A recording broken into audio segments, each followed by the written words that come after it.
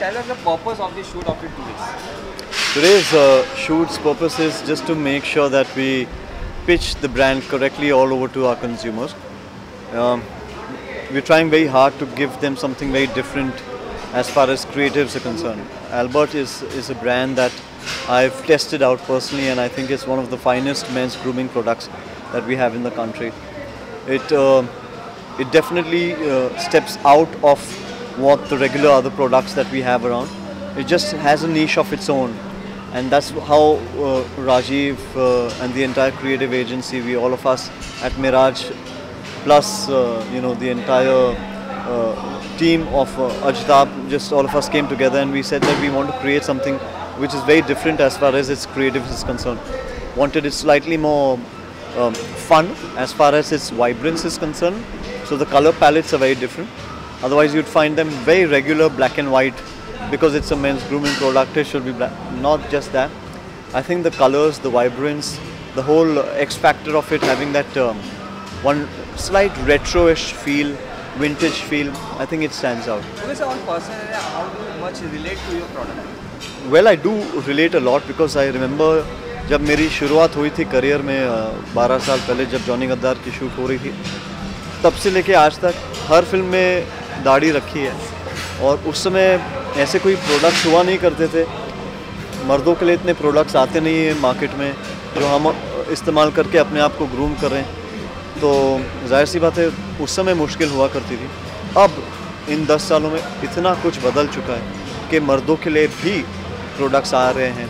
उनमें से एल्बर्ट जो है, मैं ये ज़रूर कहना चाहूँगा कि एक ऐसा टेस्टेड प्रोडक्ट है, मैंने खुद टेस्ट किया है कि इसे इस्तेमाल करता हूँ तो बहुत कॉन्फिडेंस महसूस करता हूँ, क्योंकि कभी कभी दाढ़ी जब लंबी हो जाती है, हम बड़ी दाढ़ी रखते हैं, तो we don't know how it's going to look, are we looking presentable और no, but the moment you have a nice Albert wax on it, or you have any of the growth oils, and the best is that the odor, the perfume around it is not strong. It doesn't matter. अब मैंने फ़िलहाल मैं खुद इस्तेमाल किया हूँ, मगर मालूम ही नहीं पड़ता, एकदम नाक के पास है, मगर फिर भी उसका एसेंस बहुत अच्छा है। Sir, I just wanted to know your opinion. Whenever a celebrity endorse any product, what does they play the role on? I think it's very important first of all for you to understand that brand है क्या, और वो जब आप एक consumer तक पहुंचाने चाह रहे हो तो क्या आप उसे इंडोर्स कर रहे हैं, क्या आप खुद वो इस्तेमाल करेंगे। अगर सवाल का जवाब हाँ है तो बेशक मैं ज़रूर उसे इंडोर्स करूँगा। आई थिंक आज की युवा पीढ़ी खुद इतनी कॉन्शियस हो गई है अपने लुक्स को लेके, फिटनेस को लेके, ग्रूमिंग को लेके। हर कोई आदमी जो है, आप यहाँ खड़े रह के आप बस एक कैमरा अगर घुमाएंगे, आप देखेंगे कितने मर्द हैं यहाँ पे इस कमरे में जिन्होंने अपनी दाढ़ी रखी है।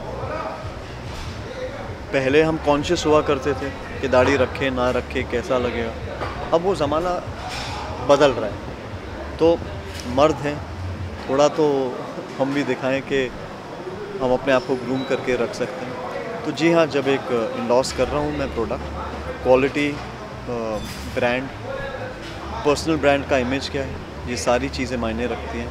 मुझे लगता है कि एल्बर्ट उन सब में अव्वल नंबर पे है, और मैं ये दावे के साथ कह सकता हूँ कि जैसे ही ये ऐड, ये कैंपेन मार्केट में आ जाए, शान लग जाएगा एल्बर्ट को। ओके सर, आपके बियर्ड के लुक की आपने बात की है कि 10 साल हो चुके हैं बट आप वही लुक में हैं, तो आपके अलावा कोई एक एक्टर बॉलीवुड में जिसके ऊपर बहुत ही सूट करता हो या आपको बहुत पसंद हो, या आप उसको देख के भी फॉलो करते हो? यार पहले तो क्योंकि मैं इतना गोरा था तो मैं हमेशा एक दाढ़ी रखता था कि ताकि वो गोरापन थोड़ा ढक जाए। एक फिल्म मैंने की थी न्यूयॉर्क जिसमें मैंने क्लीन शेव किया था, तो बहुत ही बच्चा दिखता हूँ। और अब भी वही प्रॉब्लम है कि जब बीवी कहती है कि दाढ़ी निकाल दो तो कम उम्र में बहुत कम दिखता हूँ। तो बहुत सारे इंटरनेशनल स्टार्स हैं जिनको हमेशा देख के मैं प्रभावित हुआ हूँ कि यार अगर ये मेंटेन कर सकते हैं। मेरे पिताजी हमेशा उन्होंने दाढ़ी रखी है, तो घर में ही इतने बड़े स्टार हैं। Internationally Sean Connery, Pierce Brosnan, इतने बड़े बड़े नाम हैं जिन्होंने हमेशा दाढ़ी रखी है। हम आज अगर यहाँ की बात करें बॉलीवुड में, हमारी हिंदी फिल्म इंडस्ट्री में सारे ही यंग जनरेशन के अब लड़के जो हैं अब दाढ़ी रखना शुरू किए हैं, चाहे वो आयुष्मान हो, शाहिद हो, रणवीर सिंह हो। तो आप देखिए, they are all keeping the beards and they are all looking very good, they are looking very dapper. So I think I am going to send a box of these products to all of them as well. Yeah. Okay sir, आपके acting को तो बहुत सराहा गया है हमारी industry में, पर उसके अलावा आप बहुत ही जल्द प्रोड्यूसर भी बनने वाले हैं। आपके भाई के नमन को लेकर आप प्रोड्यूस कर रहे हैं मूवी, और शायद आप उसमें प्ले भी कर रहे हैं, कोई किरदार आगे, उसके बारे में कुछ बता सकते हैं? ऐसा मैंने भी सुनने में आया है मेरे कि वो शायद मुझे कास्ट करे, बट देखिए प्रोडक्शन में इसलिए गया हूँ क्योंकि कुछ कहानियाँ ऐसी होती हैं जहाँ जो बनानी ज़रूरी होती है, जो बताना ज़रूरी होता है। मेरे करियर के पहले से ही मैंने हमेशा ये माना है कि कुछ अलग हमेशा करें। जहाँ पूरी इंडस्ट्री मुझे कहती थी कि एक लव स्टोरी से डेब्यू करो, मैंने जॉनी गद्दार जैसी फिल्म से डेब्यू किया, क्योंकि फ़िल्म का मतलब ही है कि बड़े पर्दे पे एक किस्म का मनोरंजन हो, एक किस्म का एक्सपीरियंस हो। और इतने सारे जॉनर्स हैं, इतने सारे अलग अलग किस्म की फ़िल्में बन सकती हैं। हम वही एक ट्रैक पकड़ के, एक फॉर्मूला अगर चल जाता है, अगर बायोपिक चल गई तो बस बायोपिक ही बनते जा रही है। तो as a producer I just wanted to make sure that I get this opportunity of trying to do some films that are slightly out of the box. I think जब नमन और मेरी बात हो रही थी, ये करीबन 3 साल पहले की बात है, जहाँ ये स्क्रिप्ट डेवलप होना शुरू हुआ।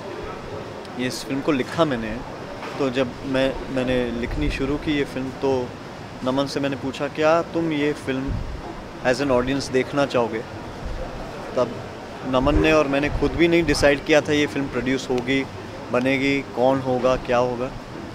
उन्होंने कहा कि नील भैया, अगर ये फिल्म ऐसी आती है, ये हिंदुस्तान में शायद ऐसा पहला जॉनर खोलने वाली फिल्म होगी जो ऐसी मैंने कभी फिल्म देखी नहीं है। बिल्कुल नहीं, हिंदुस्तान में ऐसी फिल्म मैंने कभी देखी नहीं है। तो वही चीज़ मेरे दिमाग में अटक गई कि अब ऐसी फिल्म देखी नहीं है तो दिखानी चाहिए। हम क्यों नहीं कुछ ऐसा करें जो कि हिंदुस्तान में एक ट्रेंड सेट करे, एक नई चीज़ करे। जहाँ लोग हिचकिचाते थे नेगेटिव रोल से डेब्यू करना, मैंने वही किया और आज तक उसी का खा हूँ। तो you have to try and not be rebellious in trying to do things differently. You have to do things differently. You know? So I think I'm very happy to have found Naman as the director of the film. उनका vision और मेरा vision एकदम clear है। मेरा team, touch wood, God bless them, very strong team. तो अगले महीने मैं आप लोग को दावत दूंगा, ज़रूर आना सेट पे, देखना माहौल क्या है वहाँ पे। Please encourage us, pray for us. We are trying something small, but I hope it impresses. Okay sir, lastly 2 सवाल।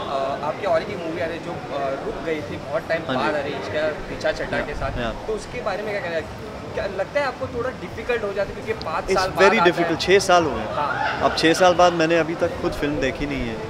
तो एक मेरा मानना है कि हर एक फिल्म का एक समय होता है, क्योंकि कहानियाँ आज आप देख रहे हैं एज एन ऑडियंस भी, एज मीडिया, आप लोग खुद इतनी फिल्मों को रिव्यू करते हैं। हर हफ्ते 3-3, 4-4 फिल्में आ रही हैं, अलग अलग किस्म की फिल्में आ रही हैं। अब यही चीज़, और लोग हर दिन नई टेक्नोलॉजी के साथ, नई चीज़ों के साथ, नई कहानियों के साथ आपके सामने आते हैं। 6 साल पुरानी फिल्म बहुत अच्छी बनी थी उस समय, अब पता नहीं लोगों को कैसा लगे इस फिल्म के बारे में। बस यही चीज़ से मैं खुश हूँ कि जो चीज़ एक किसी ने शुरुआत की थी जिसकी, वो फाइनली हो रही है, वो कंप्लीट हो रही है। वो फुल सर्कल होना बहुत ज़रूरी है।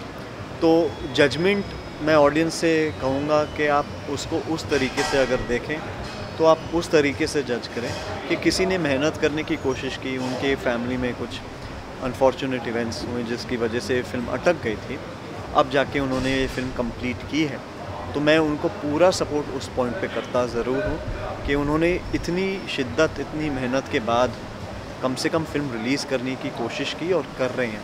तो I think I wish Prerna and the entire team of Ishqeria all the very best. I think it's commendable कि इतने सालों बाद भी कोई भी भूल भी जाए, छोड़ भी दे, मगर वो होता है ना कि आप एक कलाकार हैं तो अपनी कला को आप छोड़ नहीं सकते।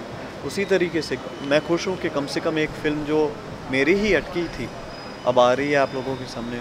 अब वो ऊपर वाले के हाथ में, आप लोग के हाथ में, वो चले ना चले, बस इतना आप ध्यान में रखिएगा कि जब बनी थी उस समय के लिए कहानी बहुत अच्छी थी। Okay sir, lastly independence day आ रहा है तो एक विश अगर Well, this is wishing all you viewers a very, very, very happy Independence Day.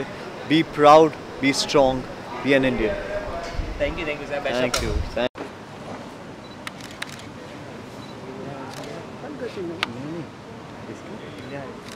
लेके गया